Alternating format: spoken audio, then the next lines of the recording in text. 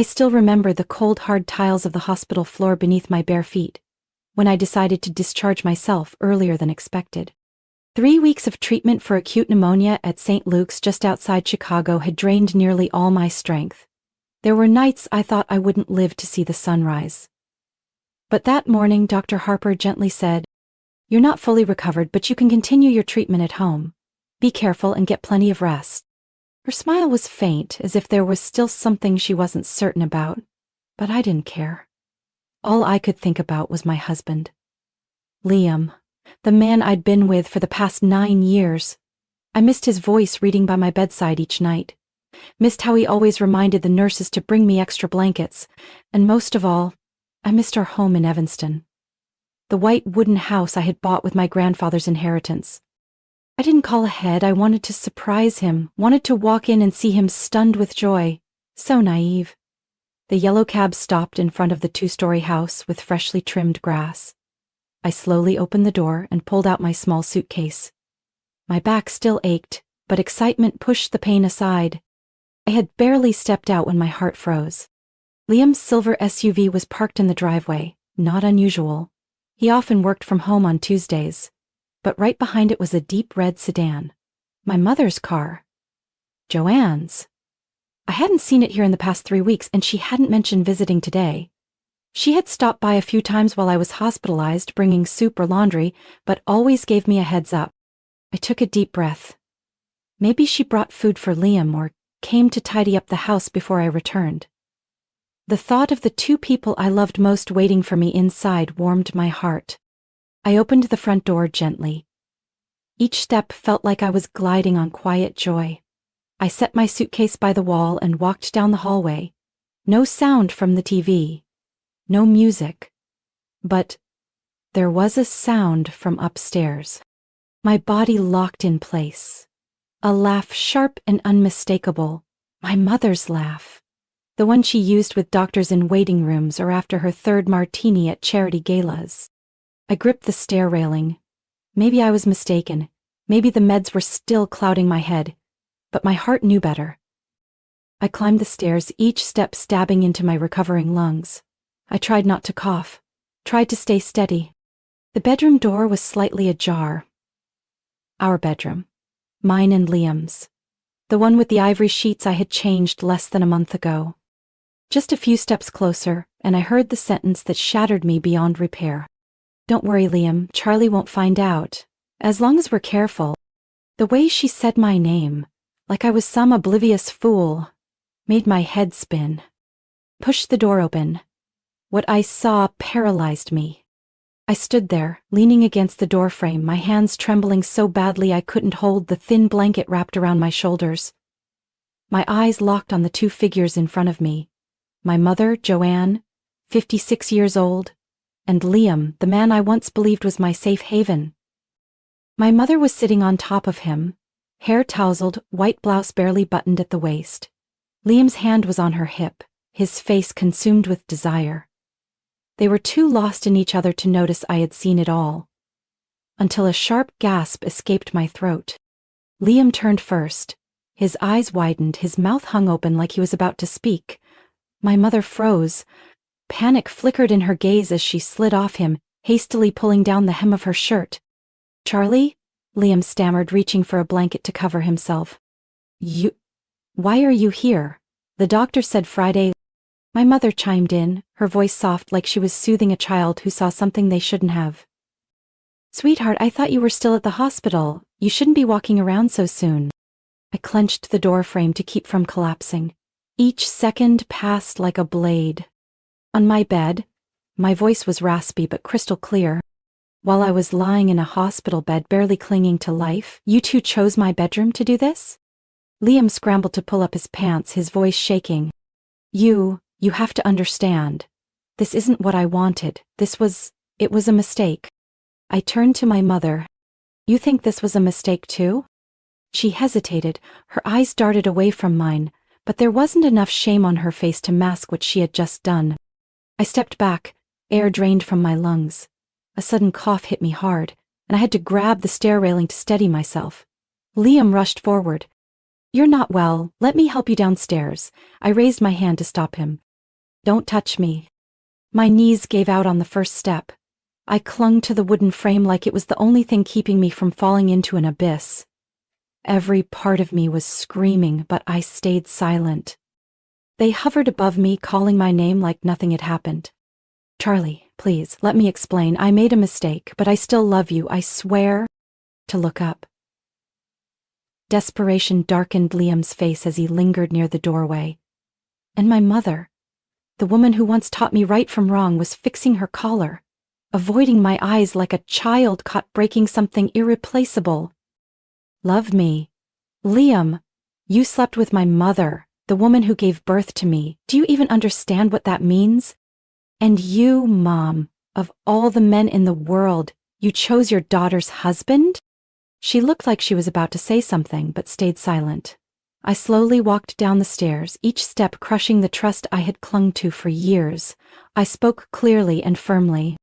Both of you, get out of my house. Liam panicked. You can't just kick me out. This is my house too.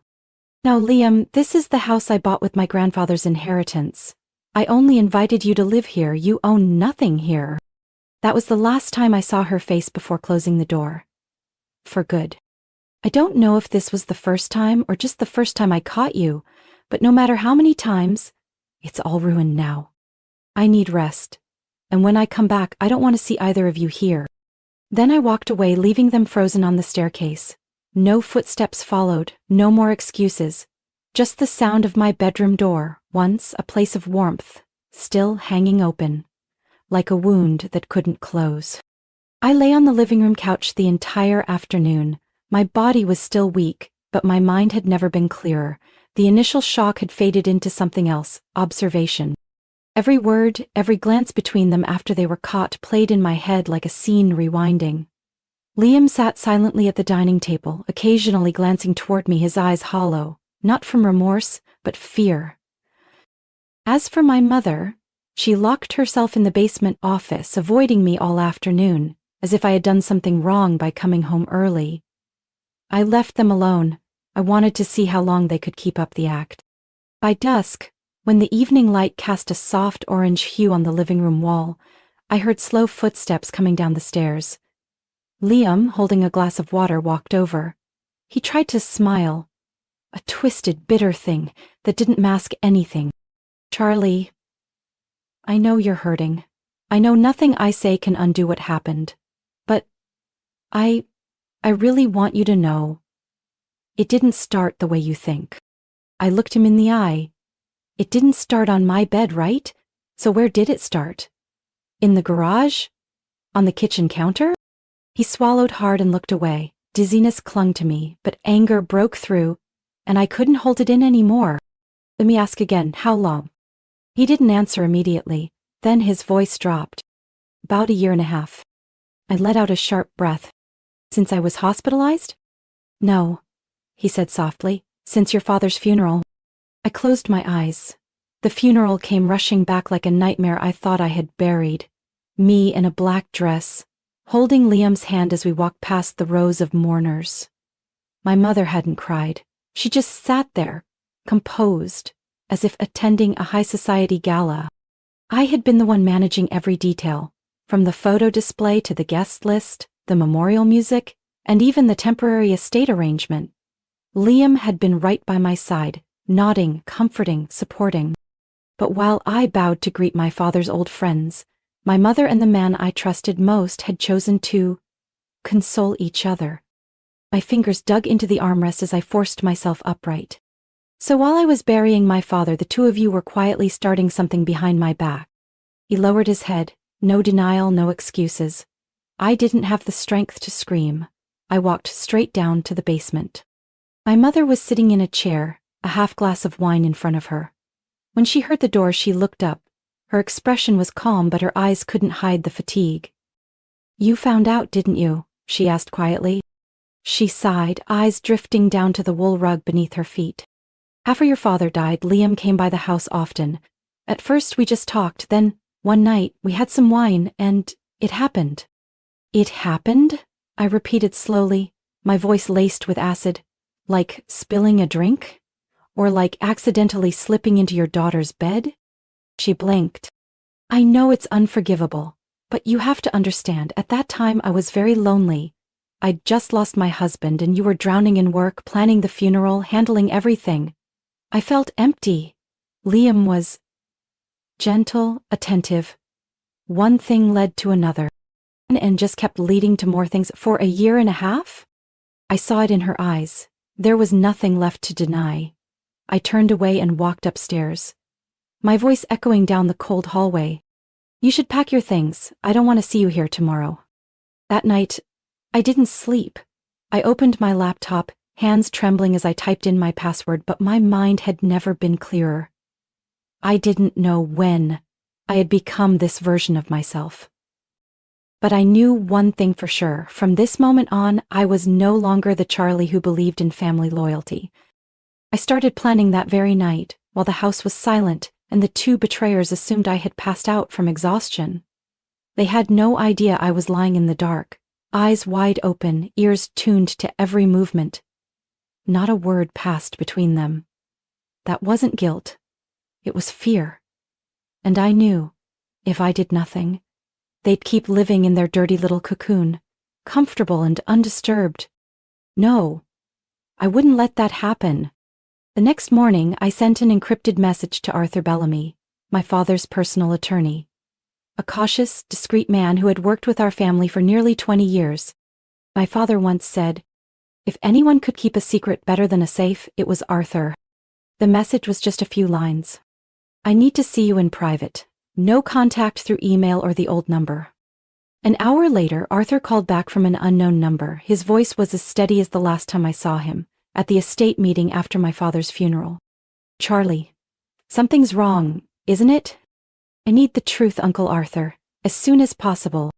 We arranged to meet the next afternoon at a secondary legal office in Wilmette, a place my father used for handling sensitive documents.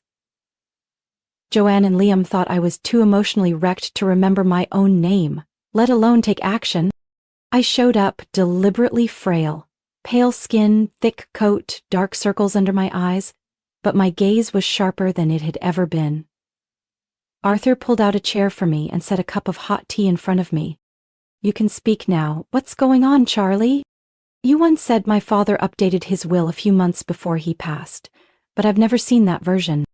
He paused, then slowly said, because it disappeared. I leaned back. My heartbeat slowed, like everything was starting to become clear. Arthur continued, your father came to see me about 7 weeks before he passed. He brought a revised version of his will. In it, Joanne's share was reduced to 20%.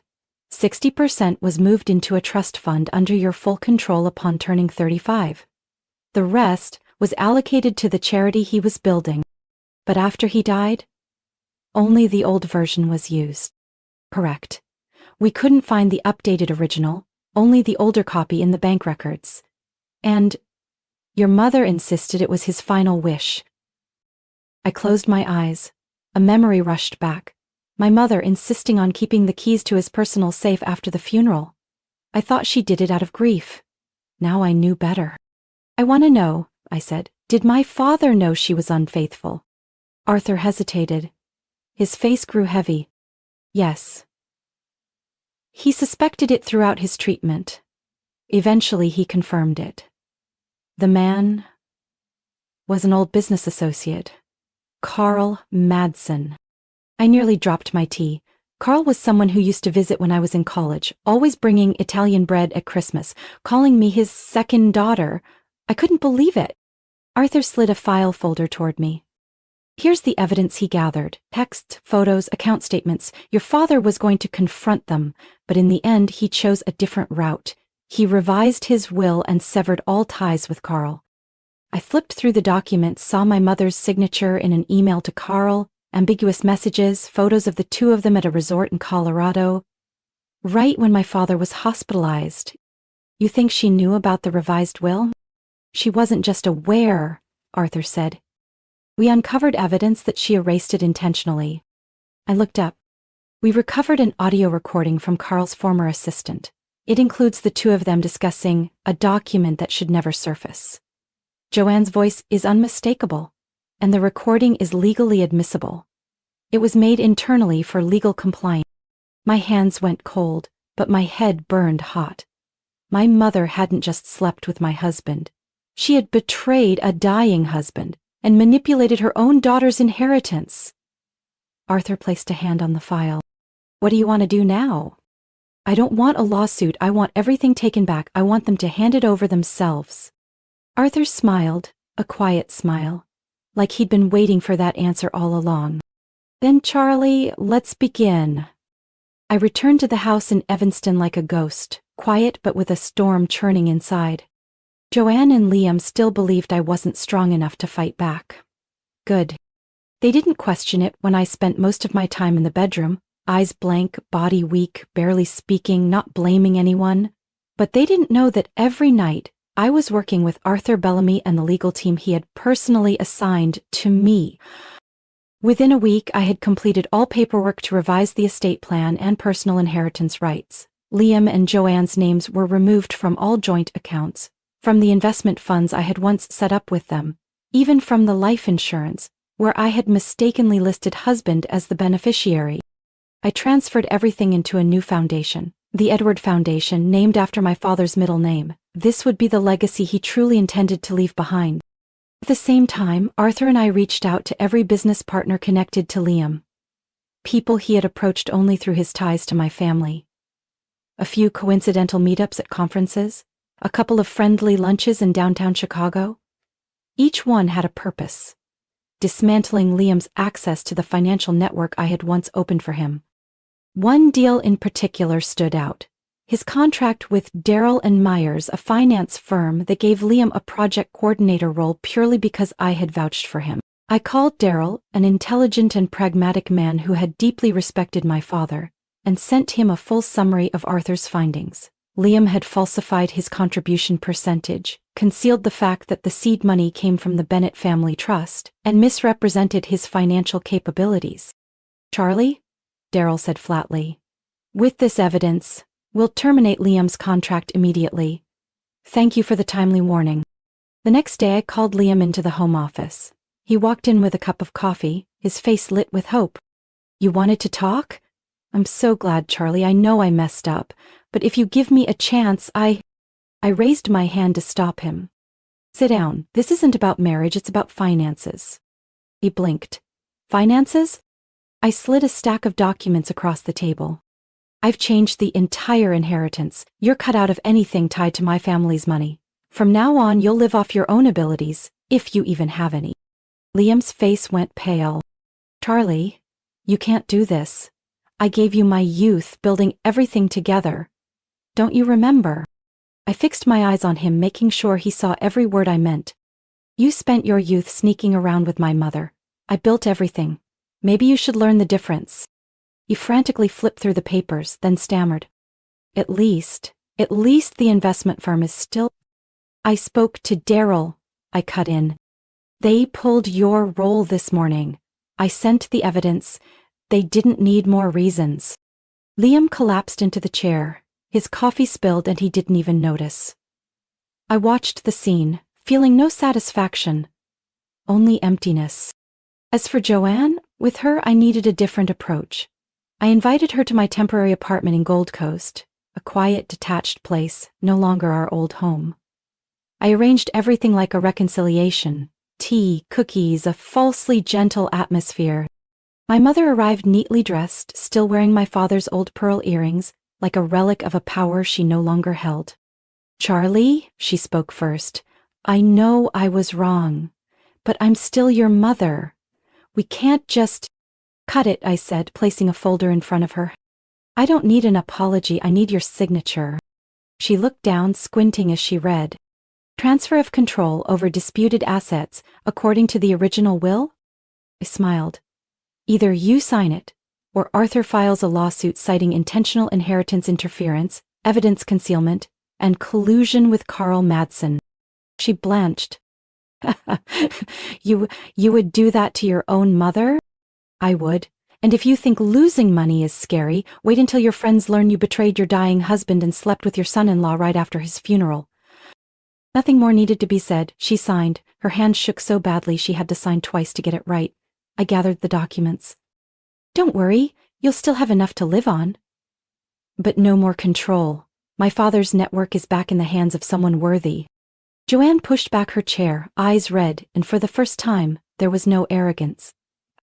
You won't forgive me, will you? Forgiveness was never part of the plan. Justice was. 3 weeks after I forced Joanne to sign the transfer agreement, I sent out 2 messages, one to her, one to Liam. Both were identical, just one line. Saturday night, 7 o'clock, dinner at the Evanston house. I have something to say. I intentionally chose the old house, the one my father called the last stronghold of family. The dining room remained untouched since his passing, a crystal chandelier, an oak table with 8 chairs, and his portrait framed at the head of the table. I had it thoroughly cleaned, laid out the tablecloth Joanne once hid away, and played the classical symphony my father loved. That night the house felt as if he was still there. Liam arrived first. He wore a pressed blue shirt, clean-shaven, holding a bottle of red wine. When I opened the door he smiled, as if everything had somehow softened. You invited me to dinner. I'm really glad, Charlie, truly. He looked around, a bit confused. You kept everything the same? Tonight is to honor the one who deserves to be remembered, I said. Joanne arrived 10 minutes later, in a black silk dress, wearing the old pearl necklace, her usual attempt to project elegance. Seeing Liam already there made her expression falter, but she recovered quickly. Thank you for inviting me. A family dinner is something I've always hoped for. I seated them across from each other.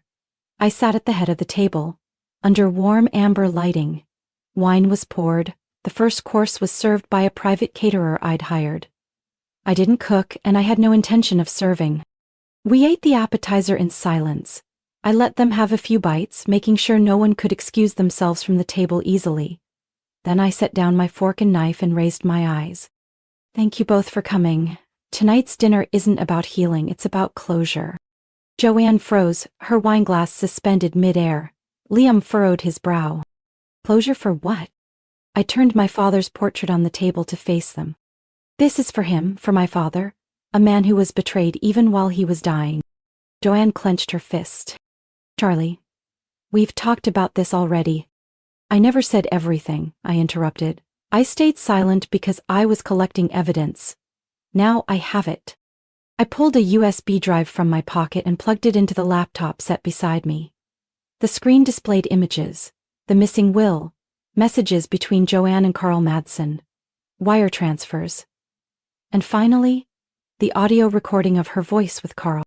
That document cannot surface. It would ruin everything. Joanne went pale. Liam turned to her. What is this? I turned to him. You don't know? My mother colluded with her lover to erase my father's revised will. That's how she walked away with nearly half the estate that was meant for me. Joanne snapped. Charlie, I did it for you. I was thinking about your future. You're not mature enough to... I slammed my hand on the table. Don't insult me any further. You did it out of greed, and because you knew my father had finally seen you for who you really were. I faced Liam, my tone cool and unwavering. And you... Did you know about this? He shook his head, lips pressed tight. No. I swear. Good, then you'll find the rest even more interesting. I moved on to the next part of the presentation. Contracts Liam had signed with altered terms. Falsified reports he'd submitted to partners. And finally, an email thread between him and a financial advisor where he claimed to be the mastermind behind projects my father had actually negotiated. I sent full copies to Darrell and Myers, to Archer Group, and to the investment board I once recommended you to. I locked eyes with him. By tomorrow morning, you won't be someone any company in the Bennett network wants to be associated with. Liam shot to his feet. You really did this to me? I just made sure you faced the consequences of what you did. The room fell silent. Only Mendelssohn played softly in the background, like rain, tapping gently on an old coffin lid. No more words. I closed the laptop and ended the performance. Dinner is over. Liam. Your belongings have been moved to a hotel near the airport. Joanne, I had the lawyer freeze your secondary credit card. You still have the apartment and just enough to live on. Don't call me again. After that final dinner, no one ever returned to the house in Evanston. Except the cleaning crew I hired to pack what remained. I had made the arrangements. Liam got to keep the house just as he once begged for something to start over with. As for my mother, she was given full ownership of a small apartment in Skokie and a cash sum sufficient to last 10 years if she lived modestly. Liam signed the divorce papers just 3 days later. No litigation, no demands. He showed up in a wrinkled suit looking dazed like he hadn't slept. Words were few. I looked him in the eye and asked, "Do you want anything else, besides what I've already given you?" "No, I know I've lost the right to ask for anything." I signed. 2 copies, one for me, one for him. As I stood to leave the attorney's office, Liam suddenly called out, "Charlie." I turned. He gave a faint smile, eyes red. "Thanks for not turning this into a public mess, even if I deserved it. I didn't do it for you. People eventually see filth for what it is. No help needed." We walked out of the building in separate directions. From that moment on, Liam drifted out of my life like a satellite that had lost its pole, quietly, without fanfare. With my mother, things didn't end so cleanly. She didn't disappear, at least not emotionally. In the first week after that dinner, I received 5 texts, 3 calls, 2 emails, then came a handwritten envelope, delivered to my new apartment in Lakeview East. Inside was a photo of the 3 of us during a camping trip in Michigan. Me at 17, and my father still alive. On the back, a single handwritten line. "I destroyed everything, but the memories remain. For you. When you're ready." I placed the photo in a drawer. I didn't tear it, I didn't reply. I no longer hated her, but she was no longer my mother in any way I used to understand. Some relationships, once they cross certain lines, can never return to their original form. She had no place in the life I was building next. I used to think forgiveness was noble, that it helped lighten the heart. But I've learned, sometimes the lightest thing is accepting that some people don't belong in your next chapter. I started clearing out the past quietly, deleted photos from social media, removed posts featuring Liam or my mother, cut ties with every old partner Liam had once been involved with. I transferred all financial records under the name of the Edward Foundation, now fully operational, with a mission rooted in financial transparency and ethical corporate governance. I was listed as CEO, working directly with startups whose core value was integrity, something my father lived by, and ultimately died defending. Each morning, I walked through the park near my home, not lost in the question, why did they do this to me, but focused on a new one. What will I build next? I began to find myself again, not a shattered version of someone betrayed, but a woman rebuilding her life by her own design. I rebuilt myself, slowly, deliberately, on my own terms. I sold the Evanston house by the end of summer, a few weeks after transferring all the assets under my name. That house had once symbolized belonging, warm dinners with my father, sunny Sundays filled with laughter. Now, I couldn't even walk past that kitchen without seeing Joanne and Liam, a stain that no scrubbing could erase. The real estate agent asked if I was sure I wanted to sell it so quickly. I simply said, "Holding on to a house full of pain is the fastest way to kill gratitude for the past." I moved into a 2-bedroom apartment near Central Park, on the 6th floor, with a balcony overlooking golden leaves in the fall. It wasn't big, it wasn't lavish, but it was mine, completely and unquestionably. Every morning, I brewed coffee, opened the window, and let the sound of the city below remind me that I was alive. Not just existing, but truly alive. The Edward Foundation began to grow. Its full name, the Edward Bennett Foundation for Ethics and Transparency in Business. I served as both executive director and lead spokesperson.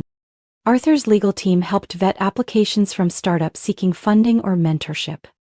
I set one non-negotiable rule.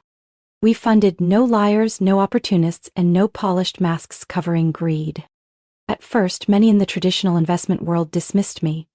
Just another rich girl playing social justice.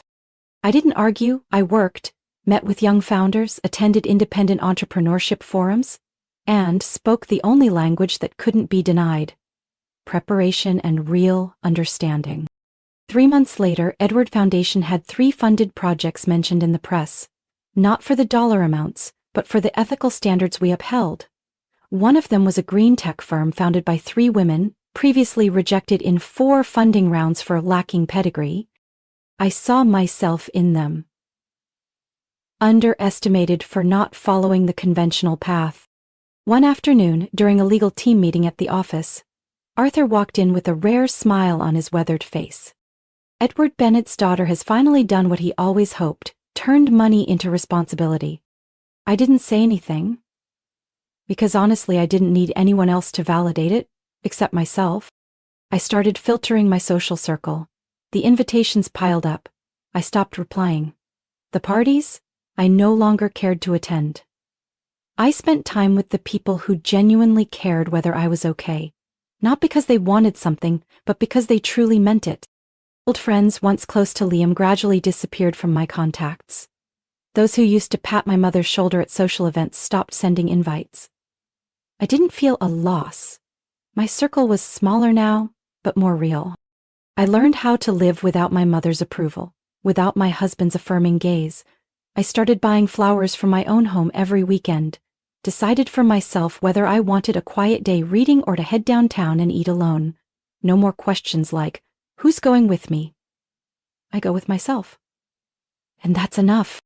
Sometimes, in the quiet afternoons watching sunlight fall across hardwood floors, I still miss my father. The way he arranged teacups. The way he taught me to read a financial statement like it was a treasure map. And more than anything, I miss the way he looked at me, not as a pampered daughter, but as someone worthy of carrying his legacy. Some evenings, I'd sit with Arthur just to drink tea and chat about nothing. He hadn't changed, still cautious, serious, and always ready with a sharp, perfectly timed joke. One night, he said, "Charlie, you don't have to prove anything to the world, but if anyone asks, tell them this. You lived by your principles, and no one could break that." My story isn't just about surviving betrayal from the people closest to me, it's about rebuilding myself after the collapse. I learned to stand without help, to build my values from my own hands and principles. In a world obsessed with others' opinions, I chose clarity, honesty, and peace as my compass. Because sometimes the most valuable thing isn't holding on to everything, it's knowing when to let go of the wrong people, so you can hold on to yourself. What do you think about Charlie's choices? Was she too cold, or did she fully earn the freedom she reclaimed? Share your thoughts below, and don't forget to follow the channel for more powerful family stories ahead.